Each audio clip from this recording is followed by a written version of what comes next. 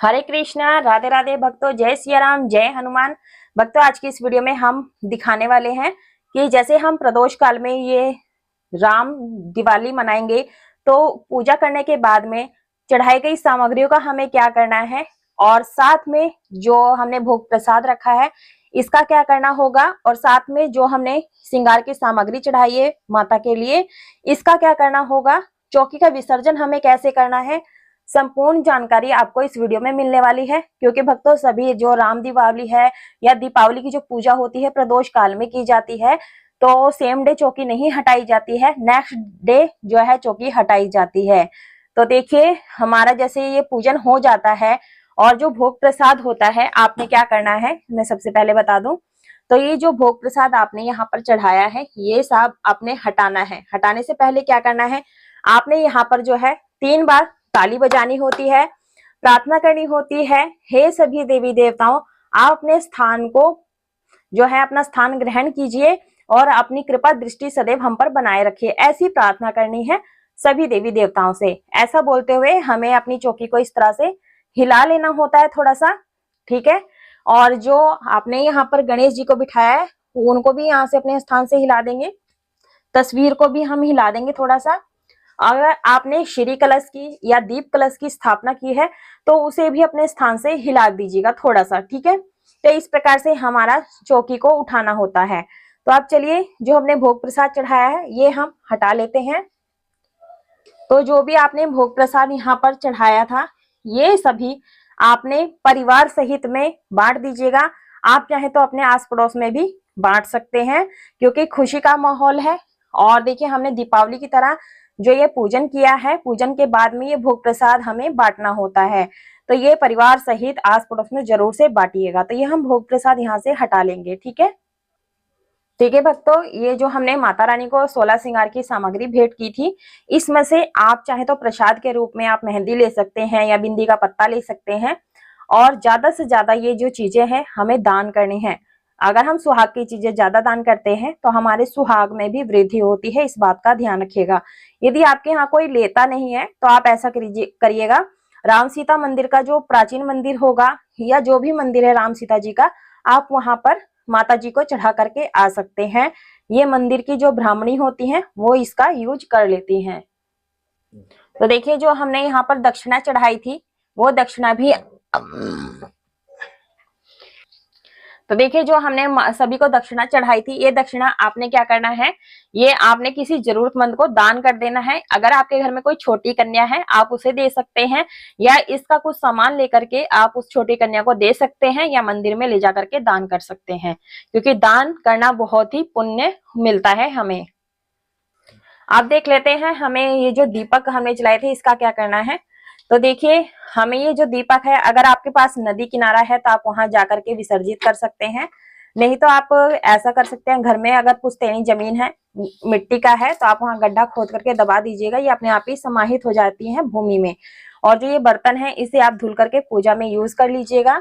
और जो ये हमने आरती की थी, तो ये मैं दीपक हमेशा दीपक में ही आरती करती हूँ, तो हम दीपक का भी विसर्जन कर देंगे, फूल पत्तियों का भी विसर्जन कर देंगे, ठीक है। ये हमें प्लेट धो लेनी है। और साथ में देखिए, जो हमने ये दीपक लिया था अखंड दीपक जलाने के लिए, अगर आपका अखंड दीपक जल रहा है तो आप उसे घर के मंदिर में रख दीजिएगा। नहीं तो आपका अगर बुझ गया है तो कोई बात नहीं, आप उसे इस तरह से बाती निकाल दीजिएगा और इसे धुल करके पूजा में बर्तनों को दोबारा से यूज कर सकते हैं, ठीक है। और जो ये हमने धूप बत्ती का स्टैंड लगाया था, इसमें से हम धूप बत्ती को निकाल देंगे और इस बर्तन को भी हम धुल करके पूजा में यूज कर लेंगे। तो ये सारे बर्तन हमें पूजा वाले जो हैं डेली बेस के, वो हमें हटा लेने हैं।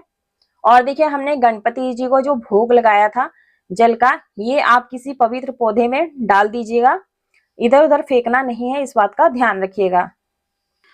तो देखिए, जो हमने फूल चढ़ाए थे इन सारे फूलों को एक बर्तन में इकट्ठा कर लेंगे। तो अच्छे से साफ कर लेना है ये हमें। तो ये मैं यहाँ से निकाल देती हूँ। और जो ये हमने अक्षत रखे थे आसन दीपक के नीचे, ये आप किसी पक्षी को दे सकते हैं खाने के लिए, अपनी छत पर डाल दीजिएगा, कबूतर आदि खा लेंगे। अगर आपने ज्यादा ही चावल रखे हैं, इसमें थोड़ा और चावल मिला करके आप किसी जरूरतमंद को दे दीजिएगा, ताकि वो एक समय भरपेट भोजन कर सके। तो इतना चावल हमें दान करना है, ठीक है। अगर थोड़े हैं तो आप पक्षियों को खिला दीजिएगा। तो ये चावलों का प्रयोग कहाँ करना है, ठीक है। ये घंटी है, आप मंदिर में डेली पूजा करते हैं तो घंटी को उठा करके अपने मंदिर में वापस रख लीजिएगा, क्योंकि सुबह शाम इसी घंटी से आरती की जाती है। और बाकी ये जो फूल पत्तियां हैं, इन सभी फूलों को हमने जो डेकोरेशन की थी, इन सभी को हम यहाँ से हटा देंगे, क्योंकि हमें इसे जल विसर्जन, भूमि विसर्जन करना होता है, इस बात का ध्यान रखिएगा। तो मैं फटाफट से इसे समेट लेती हूँ, ठीक है। तो देखिए भक्तों, ये मैंने सारी इकट्ठी कर ली है, ठीक है। तो इसे हमें जल विसर्जन, भूमि विसर्जन करना होता है। और जो देखिए तुलसी दल, ये हमने श्री राम जी को अर्पित किया था। ये आप क्या कर सकते हैं, इसे फेंकना नहीं है, आप इसे चाय बना सकते हैं, चाय पी सकते हैं इससे। आप चाहे तो इसे किसी चीज में मिला करके खा सकते हैं, लेकिन इसे फेंकना नहीं होता है, ठीक है। या फिर आप किसी गमले में डाल दीजिएगा, सूख जाएगा, ठीक है। इधर उधर बिल्कुल भी फेंकना नहीं है। और ये फूलों की माला है, इन फूलों की माला को आप क्या कर सकते हैं, ये आप किसी पेड़ पर घर में टांग दीजिएगा या कहीं दीवार पर टांग दीजिएगा, ताकि जब ये सूख जाएंगे तो सूखने के बाद इसे क्यारी में रोप दीजिएगा। सुंदर सुंदर अच्छे अच्छे फूल निकल आएंगे, तो इससे आपका जो है अच्छा रहेगा। तो ठीक है, इसे हमें भूमि विसर्जन नहीं करना है माले को, बाकी आप फूल पत्तियों को विसर्जन कर सकते हैं। और जो ये हमने जनेऊ रखे हैं, ठीक है, गणेश जी को और श्री रामचंद्र जी को दिए हैं, तो ये क्या करना है, अगर आपके घर में कोई पुरुष जनेऊ पहनता हो तो आप उसे पहनने के लिए दे सकते हैं, नहीं तो आप मंदिर में ले जा करके दान कर सकते हैं। और ये कलावा है, तो आप कलावा इसे आप विसर्जित कर दीजिएगा। और साथ में जो माता की तस्वीर पर हमने कलावा लपेटा है, इसे आपने क्या करना है, घर में सभी को दे दीजिएगा। इस तरह से अपने हाथ में बांध लेंगे, ठीक है। सभी को घर में परिवार के सदस्य में बांधना है, चाहे एक पुरुष को आए या दो को आए, बांधने के लिए दे देना है। तो ये रक्षा सूत्र हो जाता है, इसमें माता का आशीर्वाद होता है। तो इस तरह से हमें ये रक्षा सूत्र रख लेना है, और ये धागा हमें जनेऊ जो है ये हमें दान कर देना है। तो इस बात का ध्यान रखिएगा। तो ये हम हटा लेंगे यहाँ से। तो देखिए, हमने गणपति जी बिठाए थे। अगर आपने सुपारी में या हल्दी की गांठ में गणपति जी की स्थापना की है तो उनका आप विसर्जन कर दीजिएगा। अगर आपने विग्रह स्थापित किया था तो इन्हें वापस से आप अपने मंदिर में रख लीजिएगा, क्योंकि हम डेली जो है गणेश जी का पूजन करते हैं, तो अपने मंदिर में स्थापित कर लीजिएगा। तो इसे हम वापस मंदिर में स्थापित कर देंगे। और साथ में जो ये हमने जल का लोटा लिया है, ये जल का लोटा क्या करना है, आपने सूर्य देव को अर्घ्य दे देना है, ठीक है, या फिर आप किसी पौधे में डाल सकते हैं।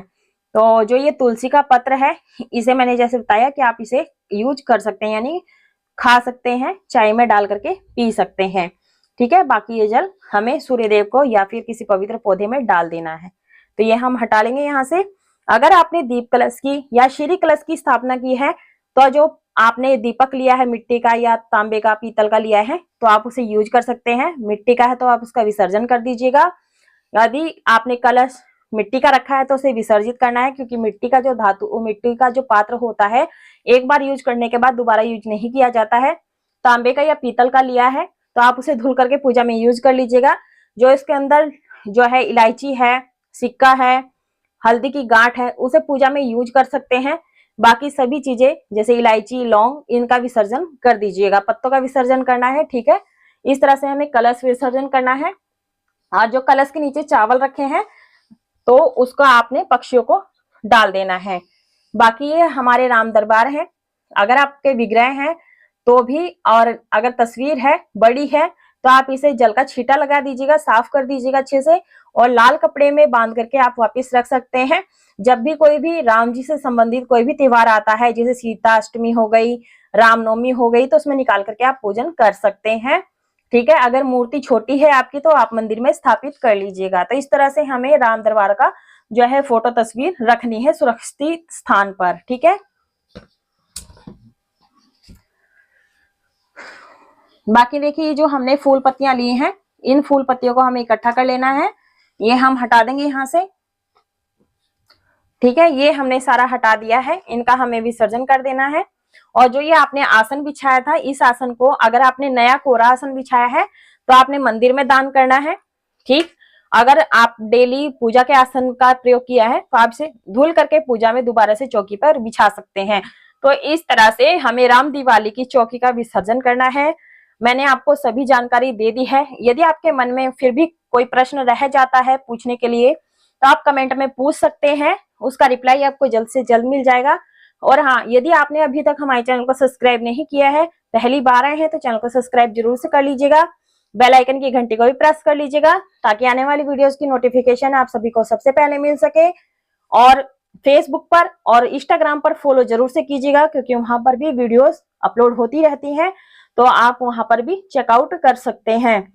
तो आशा करती हूँ आपको चौकी विसर्जन की संपूर्ण जानकारी मिल गई होगी। फिर से मैं कहती हूँ, वीडियो पसंद आती है तो ज्यादा से ज्यादा शेयर कीजिएगा, लाइक कीजिएगा और पूरा वीडियो देखने के लिए धन्यवाद। कमेंट बॉक्स में जय सिया राम जय हनुमान अवश्य लिखेगा। जय सिया राम, राधे राधे।